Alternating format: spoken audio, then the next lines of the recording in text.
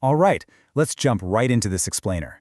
Today, we're unpacking a really wild, rapid-fire broadcast from May 29, 2026.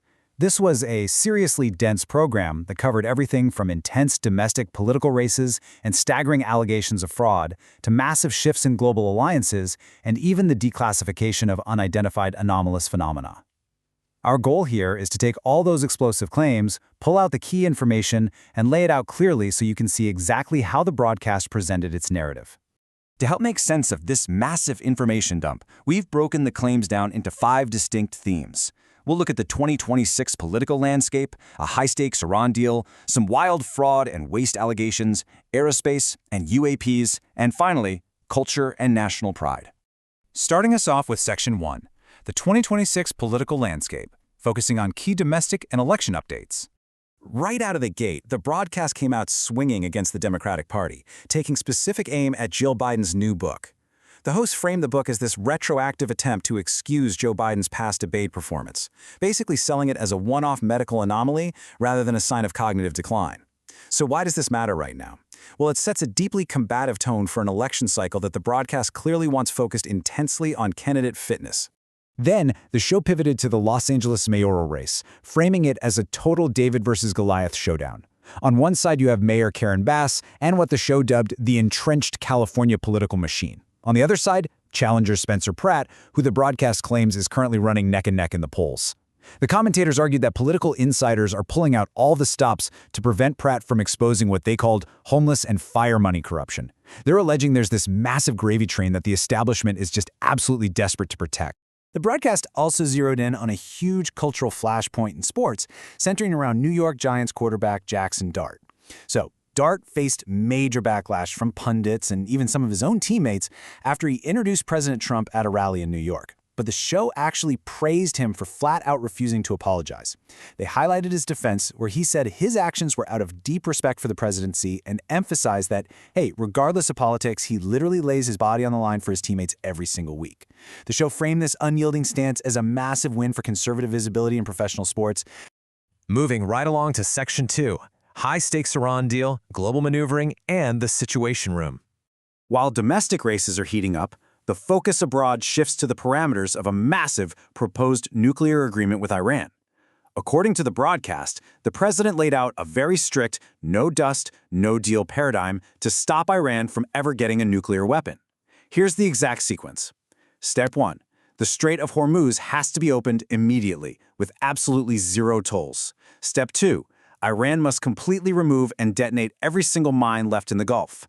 And only after those actions are independently verified do we get to Step 3, which is the slow lifting of the unprecedented U.S. naval blockade, finally allowing stranded ships to head home. To enforce these terms, the administration is claiming a massive point of leverage. And I mean massive. We're talking $1 billion in seized Iranian crypto assets. The broadcast reported this outright seizure, along with coordinated efforts with European allies to lock down luxury villas and real estate owned by Iranian officials. The core strategy? The U.S. is absolutely refusing to hand back a single dime of these seized funds until behavioral changes from the Iranian government are actually verified on the ground. And to back up all that financial leverage, the show painted a picture of some seriously aggressive global posturing. They highlighted Secretary of War Pete Hegseth visiting the USS Boxer over in the Indo-Pacific to reinforce American deterrence. Closer to home, they reported that the Pentagon ordered 1,300 Marines down to the Caribbean for Operation Southern Spear, hinting at some kind of action involving Cuba. Meanwhile, on the diplomatic front, Senator Marco Rubio is reportedly in Pakistan meeting with ministers to broker peace, while the broadcast claimed the Arab world is actively uniting against the Iranian threat. The underlying message? Maximum global pressure. According to the broadcast, this aggressive foreign policy is already paying off domestically. They celebrated a massive 20% drop in crude oil prices for the month of May, which is tracking to be the largest one-month decline we've seen in 6 years. They directly connected this tough geopolitical maneuvering to record-high stock markets and falling gas prices in 49 out of 50 states, arguing that the administration's hardline stance abroad is yielding immediate economic benefits right here at home. Pivoting back home for Section 3, tracking fraud and waste, domestic oversight and accusations. This brings us to the broadcast's recurring fraud files segment alleging massive corruption at both the federal and state levels, and they brought some startlingly specific numbers. First up, they reported on a former CIA official named David Rush. The claim?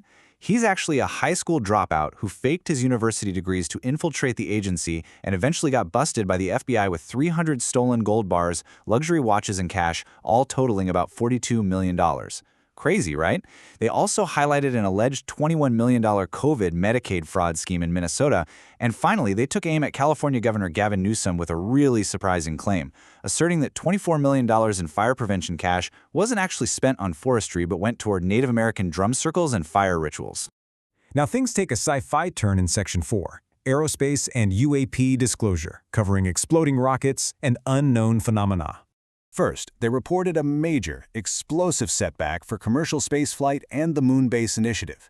A Jeff Bezos rocket, fully loaded with 48 satellites, was completely destroyed in a massive fireball right on the Florida launch pad before it even left the ground.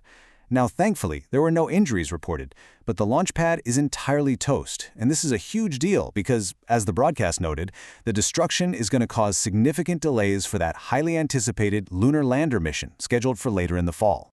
But then, the tone shifted heavily when the discussion moved from our own rockets to unidentified anomalous phenomena, or UAPs.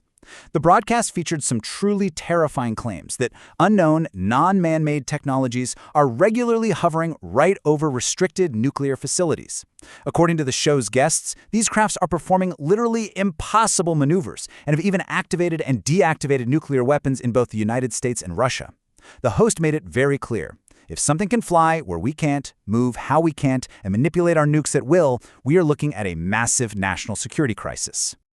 So what's being done about it? Well, according to documentary director Dan Farah, who was interviewed on the show, there's an intense internal tug-of-war happening right now over whether the public gets to see the evidence of this non-human intelligence. On one side, you have the White House and the FBI, who are supposedly aggressively pursuing the truth following a historic February presidential directive demanding declassification. But on the other side, you have entrenched career bureaucrats across the military and federal agencies who are allegedly playing dumb. The claim is that they're refusing to engage and just stalling in hopes of waiting out the elected officials. Finally, we arrive at Section 5, Culture and National Pride, looking at entertainment and the America 250 celebrations. To close things out, the broadcast highlighted a massive American flag draped entirely across the face of the Hoover Dam. Just to put the sheer scale of this into perspective, it is literally the size of a football field, 300 feet by 150 feet, weighing in at a whopping 2,000 pounds. The show positioned this immense display, which is going to remain up through July 4th, as a unifying, unapologetic symbol of national pride ahead of the country's 250th anniversary. And of course, they playfully noted that such massive patriotic displays act as a quote-unquote trigger warning for their political opponents. As we wrap up this explainer, we really have to zoom out and look at the big picture. When you consider the extreme claims of domestic fraud, the high-stakes foreign maneuvering in the Middle East, and those completely mind-bending revelations about hidden UAP technologies, we have to ask, are we standing on the edge of a new era of truth and transparency, or are we just entering a whole new phase of political warfare? Thanks so much for joining me as we unpack these claims. Stay curious.